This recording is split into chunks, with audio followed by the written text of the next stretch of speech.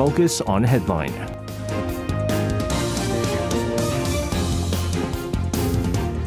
All right, let's take a look at what major issues are making the headlines today on Focus on Headline. For this, joining us in the studio are Wednesday reporters Han-dan and Lee Ji-young joins us. Guys, welcome back. Good evening. Thanks for having us. All right, we're going to start things off with yet another summit. Of course, with President Yoon Suk-yeol. We've been talking about how busy he has been over the past few weeks now. South Korean President Yoon Suk-yeol this time holding a summit talk with Kenyan President William Ruto, which, by the way, the very first visit to Korea by a Kenyan president in 32 years. Jiyoung, you're going to start us off here. Give us the details of this meeting. Sure. Now, Kenyan President William Ruto was newly elected this September as the 5th president of Kenya.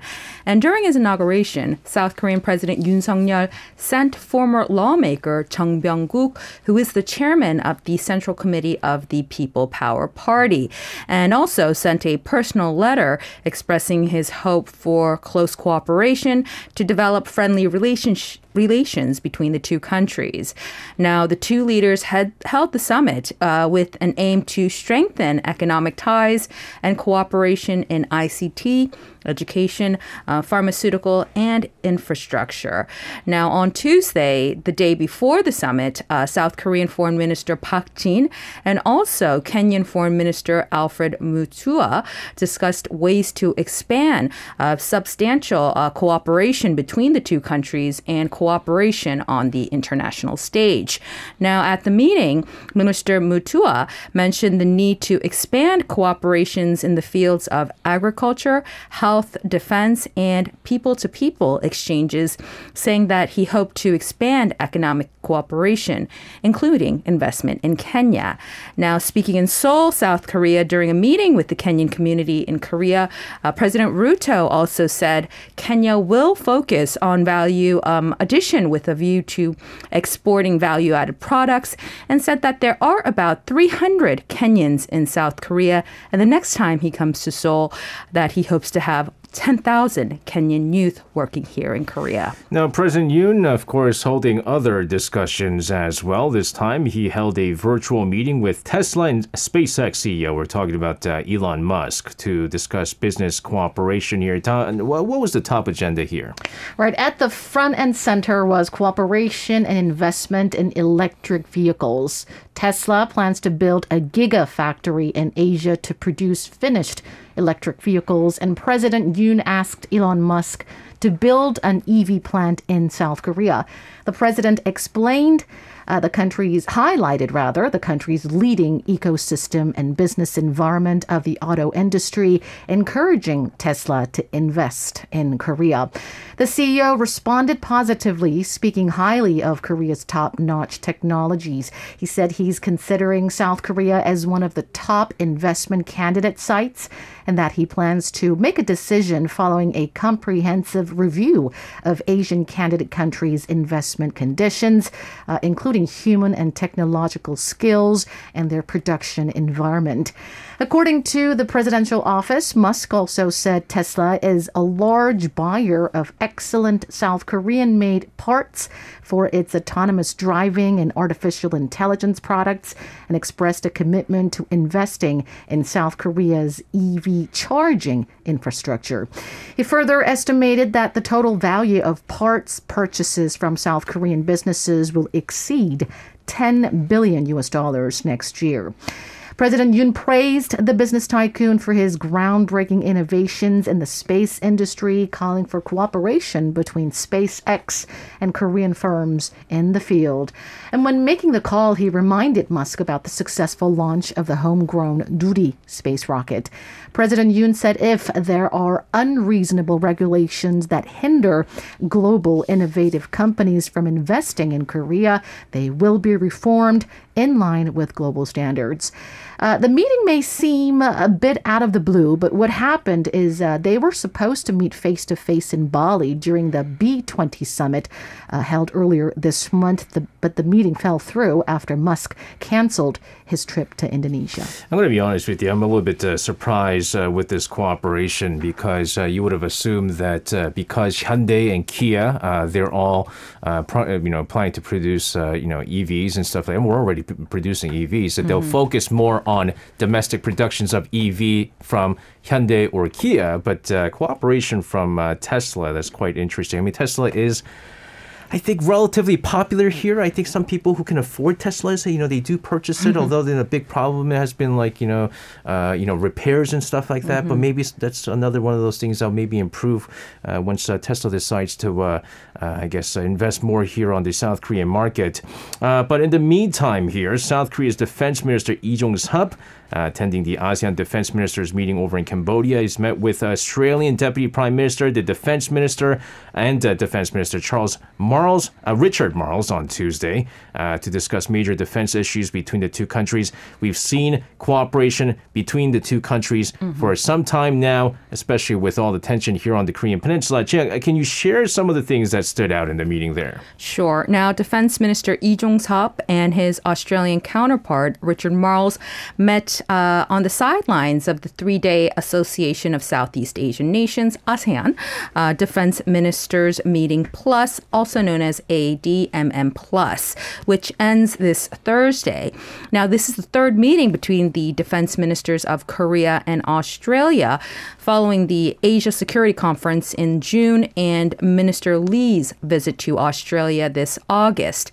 Now, in the latest meeting, the defense ministers agreed to boost exchange in the defense sector and increase the frequency and level of bilateral and multilateral military drills, while expanding arms industry cooperation to enhance synergy between the two countries' militaries. Now, the two sides also agreed to pursue the establishment of institutional foundations for combined military drills and cooperation in the defense science and technology sector. Now, they both condemned the North's recent missile launches, including the ICBM missiles, and also agreed to work together to sway the international community to have North abandon them and return to dialogue. And also, they agreed to find ways for future-oriented cooperation and talked about their defense enhancement plans, which includes the Defense Innovation 4.0 and the Defense Strategic Review. Now, Seoul's Defense Innovation 4.0 initiative is aimed at harnessing cutting-edge technologies such as artificial intelligence to address a potential troop shortage that can be caused by the country's low birth rate and bolster overall defense capabilities. Now, Canberra's Defense Strategic Review also seeks to bolster its defense capabilities to respond to the shifting regional security landscape. So they're both into exchanging such ideas and programs such as these. Yeah, exactly. And, we've talked about in the past, again, Australia is one of the countries that South Korea has been cooperating very closely. This along with the United States, countries like Japan, I believe New Zealand has been getting involved with the talks as well. But of course, how's North Korea going to, respond to all this? They don't like these meetings. Also in Cambodia, Defense Minister Lee Jong-sup holding talks with his counterparts from Indonesia, the Philippines, as well as Vietnam, agreeing to boost the cooperation in the defense industry. Tanya, give us the highlights there.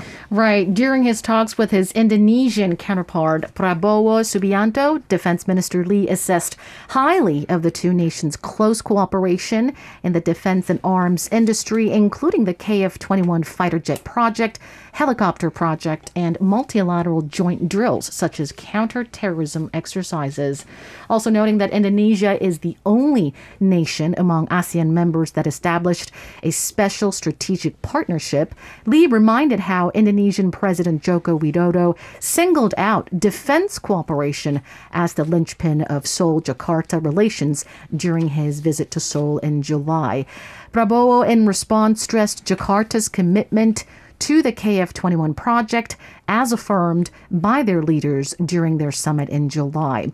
Lee also asked Indonesia's cooperation to hold ministerial-level defense talks on a regular basis between South Korea and ASEAN. During his meeting with Philippine Defense Minister Jose Faustino Jr., Lee expressed hopes to broaden defense cooperation in combined drills and other areas as well. Faustino explained that the Philippines is seeking modernization of its military to boost defense posture against external threats and expressed hopes towards cooperation with South Korea in maritime security and multi-role combat aircraft projects. The Philippine minister also expressed great concern about the recent security situation on the Korean Peninsula, stressing that Manila condemns Pyongyang's continued ballistic missile launches. Lee also discussed ways to boost defense cooperation with his Vietnamese counterpart, Phan Van Giang, who proposed Lee visit Vietnam, marking the 30th anniversary of the establishment of bilateral ties this year. Lee said he would positively consider visiting Vietnam sometime next year. The Vietnamese defense chief placed particular focus on cooperation to bolster the country's maritime security, such as patrol capabilities, assessing that decommissioned warships delivered by South Korea are significantly contributing to strengthening the country's maritime security. He asked for smooth delivery of additional South Korean patrol corvettes. Continuing our discussion in the region, the Asia-Pacific region, we talked about not too long ago U.S. President Joe Biden and Chinese President Xi Jinping holding talks, right? And there was nothing really substantive that came out, to be honest with you, being that it was the first, face-to-face meeting since Joe Biden became the president of the United States. But the good thing was it seemed like the tension was kind of cooling down, right? There was not a lot of back and forth, hey, stop doing this, stop doing that, and we don't like each other, and, we're going to continue to fight. No, it wasn't. At least it seemed like the fear of the tension really spilling into potentially another massive Cold War or something like that. It was kind of settled down. And we're seeing more of that as time goes by, because this time the United States and China continuing to look to ease tensions in the Indo-Pacific. We saw U.S. Defense Secretary Lloyd Austin, his Chinese counterpart Wei Fenghe, sitting down for more than an hour on the sidelines of the ASEAN Defense Ministers meeting there. Jiang, tell us about the discussions between the two. Yes. Now, the meeting between the two men comes after China canceled calls between top military commanders in the region amid full-scale drills over Taiwan, which saw the Chinese army fire missiles over the islands the days after then U.S. House Speaker Nancy Pelosi paid a visit. Now, relations between China and the United States have been tense, with friction between the world's two largest economies over everything from Taiwan and China's human rights record to its military activity in South China Sea. However, according to a U.S. official, the roughly 90-minute meeting in Cambodia was described as productive and professional. Austin and Wei discussed Taiwan with the U.S. side, affirming the so-called One China policy. China's defense ministry, in a press conference after the meeting, said that the discussion was conducive to building closer understanding and avoiding a military misjudgment between the two sides, and also called for deeper military-to-military talks. Yeah, I think one thing is for I think China has, learned a thing or two after seeing what, happened to Russia right after Russia's invasion of Ukraine. I think a lot of experts were saying that there was a very likely chance that China might go into Taiwan, but seeing as how Russia invading Ukraine and all the things that happen, and of course, Russia right now in a recession right now, there's a lot of massive sanctions on them. China's already going through pretty bad times economically right now. And the last thing they want to see is, of course, the two world powers kind of clashing right now. So I think each of them are kind of taking a step back here, and it's good that they're holding talks at this time. But also, one of the things that the United States and China, the one thing that they could kind of always talk about was in regards to North Korea and trying to have some kind of cooperation in that field. In fact, in the 90-minute meeting, the two defense ministers did discuss the recent provocations from the North. Yes, they sure did. The Pentagon said in the press release that Secretary Austin had expressed concern about North Korea's provocation and demanded that China thoroughly unilaterally implement UN Security Council resolutions. Now, the U.S. government and Congress have pointed out that the sanctions against North Korea have not been effective because China has not properly implemented UN Security Council resolutions. Now, this Monday, Beijing again blocked a U.S.-led effort to have the United Nations Council condemn North Korea's recent missile launches.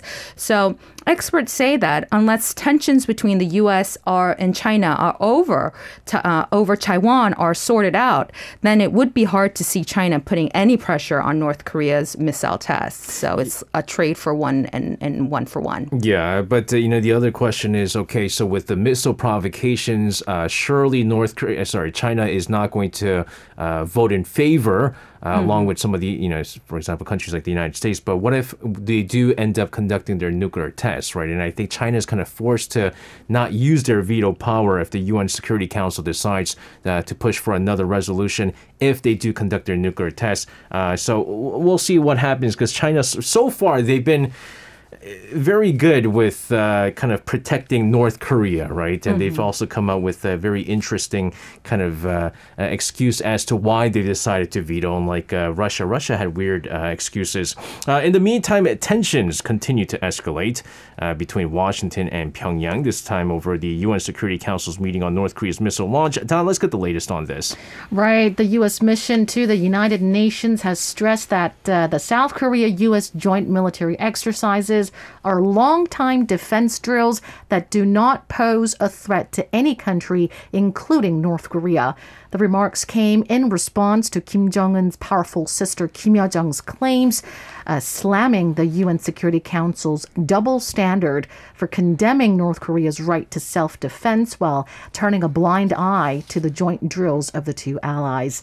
The mission's spokesperson told Radio Free Asia that Washington's stance stands the same, that the joint military drills are defensive in nature and does not pose a security threat to any region or any country.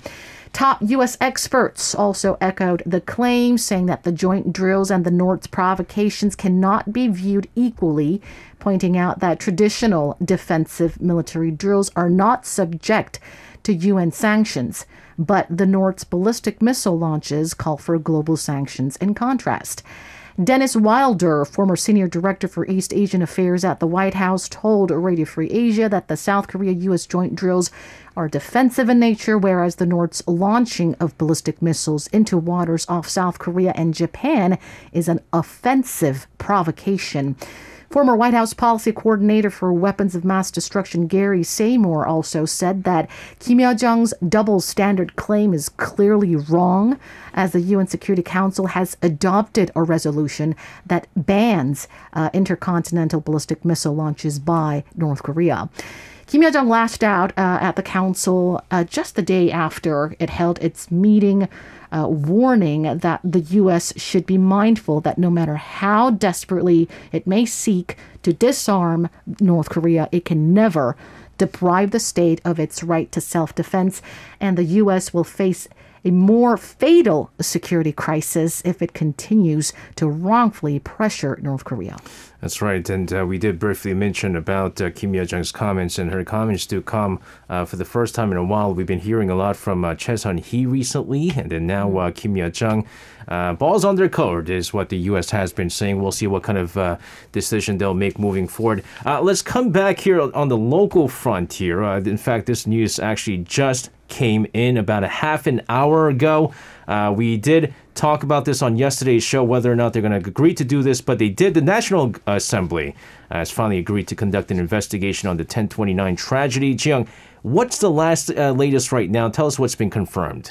Sure. Now, the ruling People Power Party floor leader Ju Ho-young and main opposition Democratic Party floor leader had a press conference and announced that the two parties have agreed to conduct the floor leader Park Eun-gun had a press conference and announced that the two parties have agreed to conduct a national investigation from tomorrow, Thursday, November 24th, for 45 days.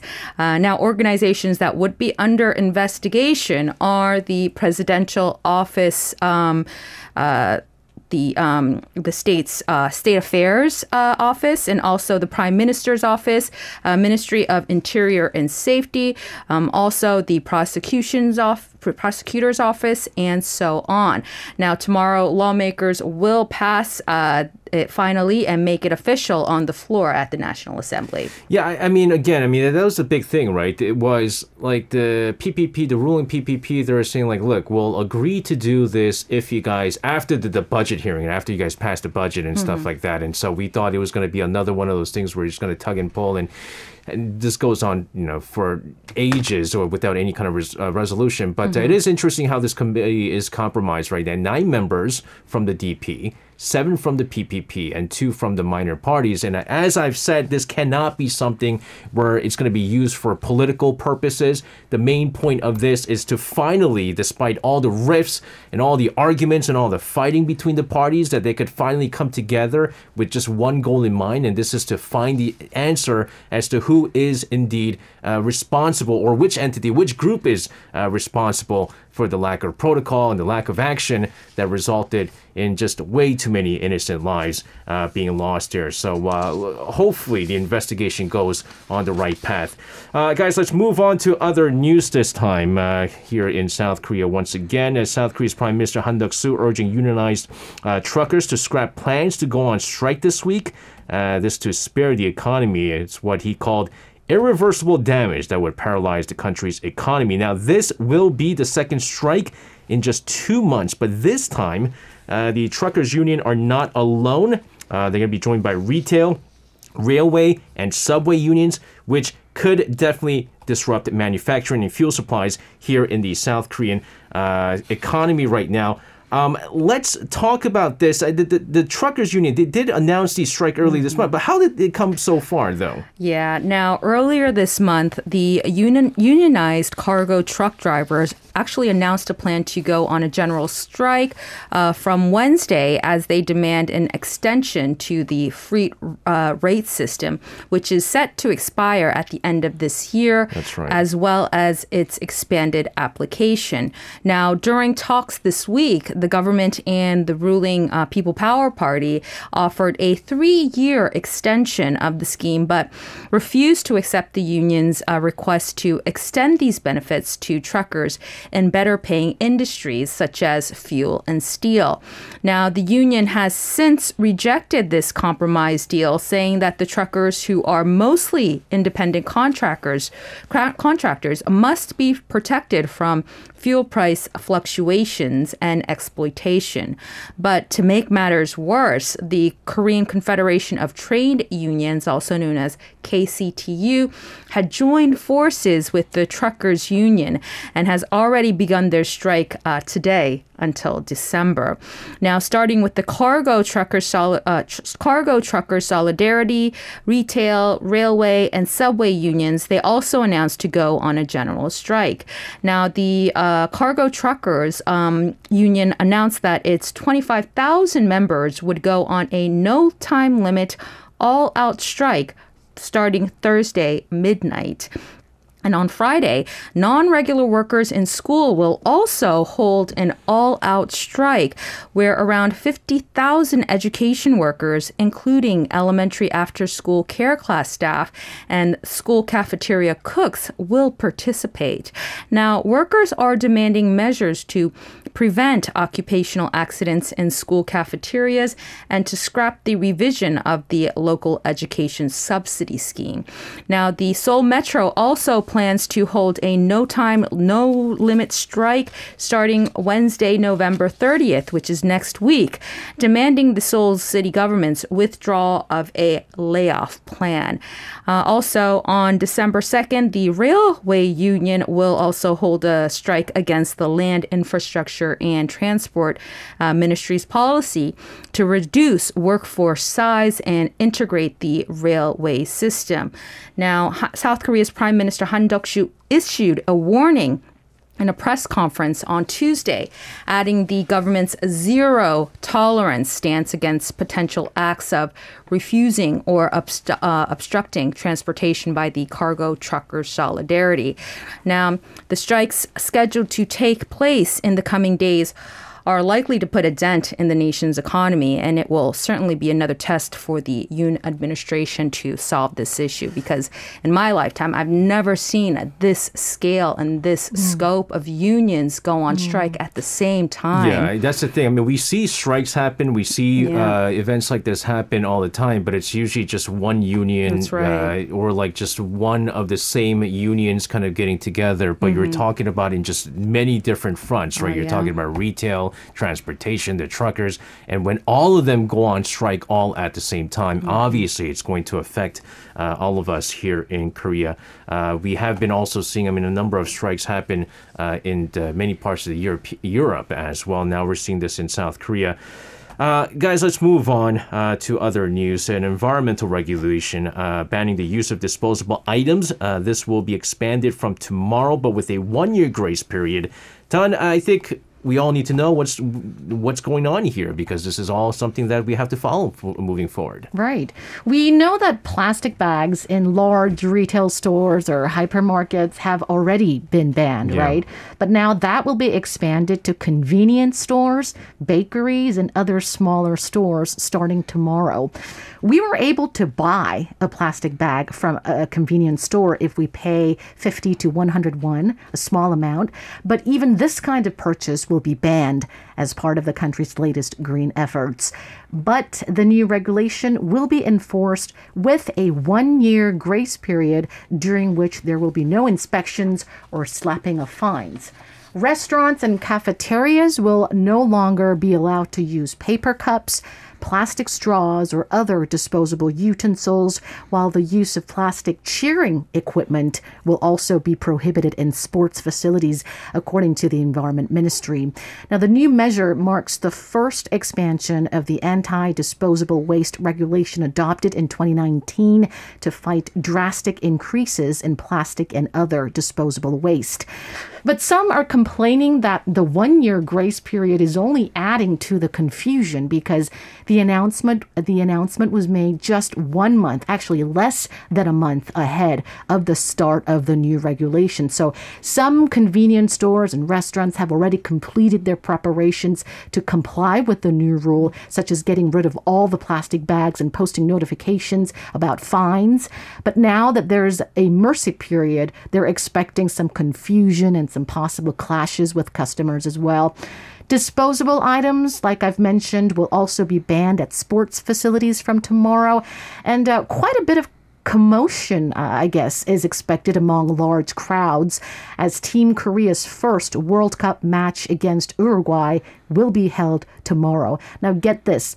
Use of disposal cheering items will be banned, but those items brought personally by individuals, meaning those items that will be brought back home by individuals, will be excluded from the regulation. It's also quite confusing what would happen if you're cheering on the streets, because technically streets are not categorized as sports facilities. So hopefully we'll get more specific guidelines on that before the game starts tomorrow. Okay, so you're right. I mean, this is going to be like the big thing, because tomorrow is when everything starts. So we found out yesterday that they're going to allow the street cheering at Gwanghwamun Square there, which means that there's going to be a lot of vendors trying to sell these, and a lot of them. And it's called like Thunderstick, I think it's called. It's basically like these plastic balloonish thing, Right, filled with air, but makes loud noise. Yeah, and so they have a lot of that, and so I guess that's considered a disposable. There's also like all these plastic,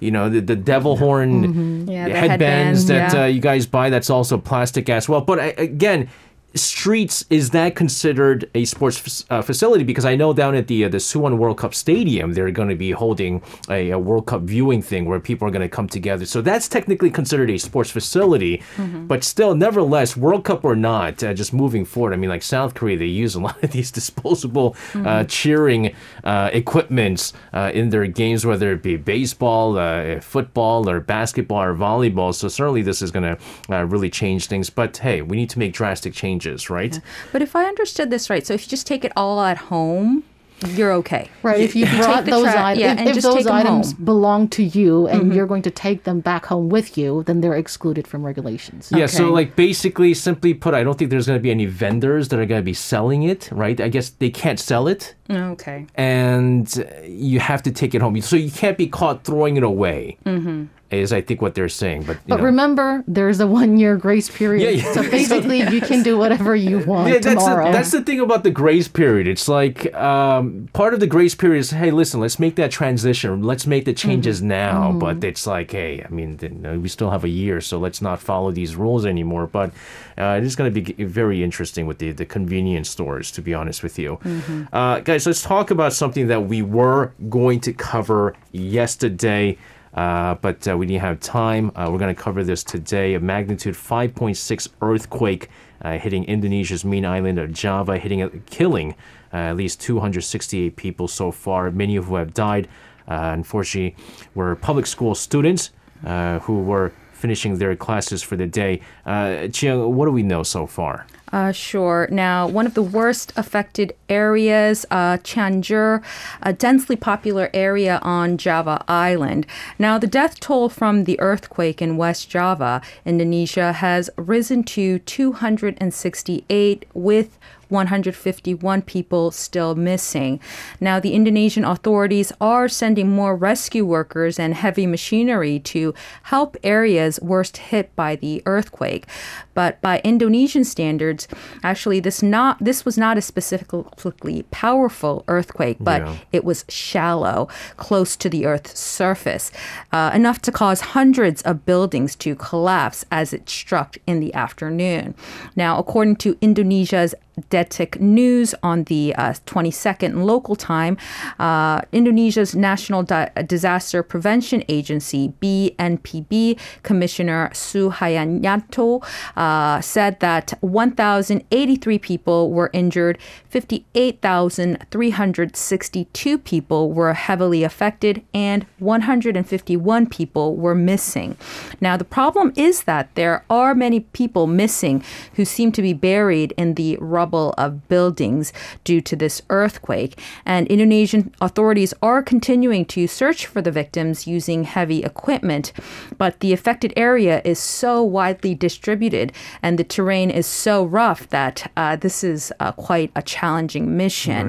Right. Also, to make things worse, roads and bridges were damaged by the earthquake as well. And in some areas, power supply or communication networks were damaged or disrupted, which could also delay rescue operations.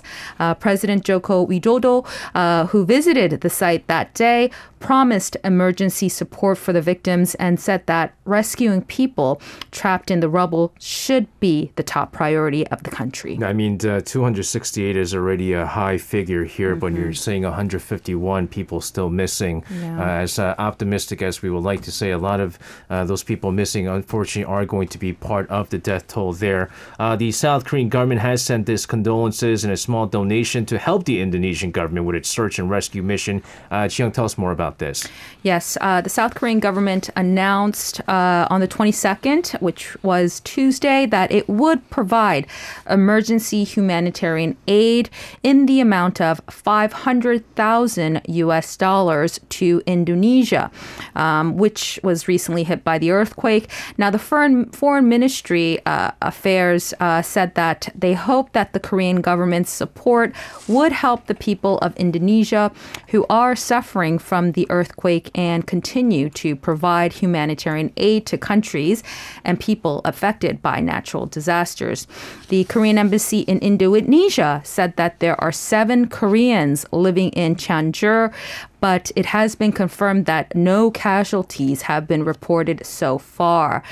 South Korea's Minister of Foreign Affairs spokesperson Im Soo-seok said in a regular briefing that the South Korean government expresses its deep condolences to the heartbroken families and the people of Indonesia for the numerous casualties caused by the earthquake that occurred in West Java.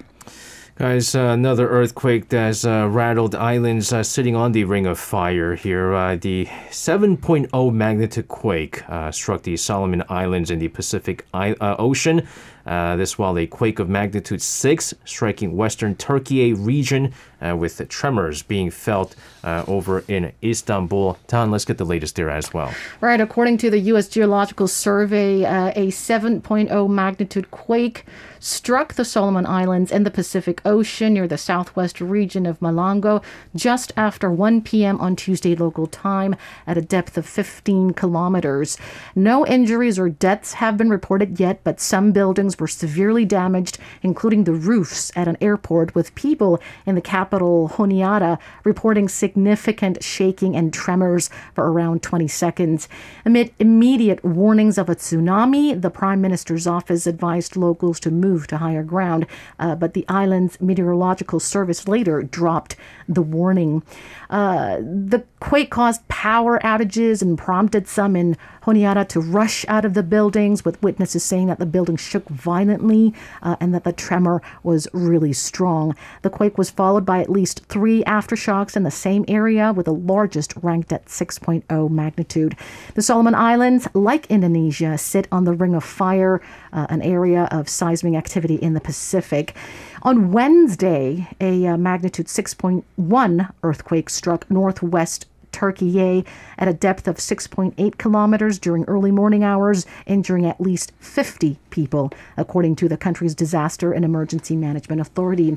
The tremor struck about 170 kilometers east of Istanbul, the country's largest city, according to the U.S. Geological Survey.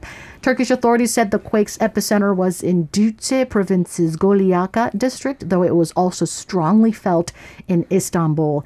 Following the quake, a total of 74 aftershocks were recorded, and power cuts are being imposed in the region as a precautionary measure. Turkey, according to reports, is also situated in one of the world's most active earthquake zones. That's right. Teto on our live YouTube saying even though the scale, this is referring to Indonesia, only the scale magnitude 5.6 had a huge impact on the buildings because it was a land source earthquake. The region also has most damage in the mountainous areas. Yeah, it was a shallow earthquake. That's the big problem.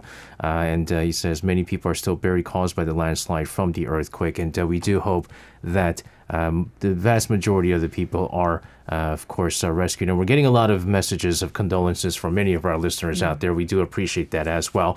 Guys, thank you very much for your reports today. Please stay safe, and we'll see you guys again. Thank you.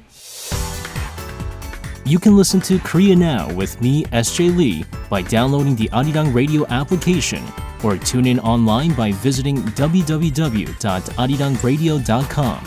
So make sure you tune in Mondays through Fridays, 6 p.m. to 8 p.m. Korea time.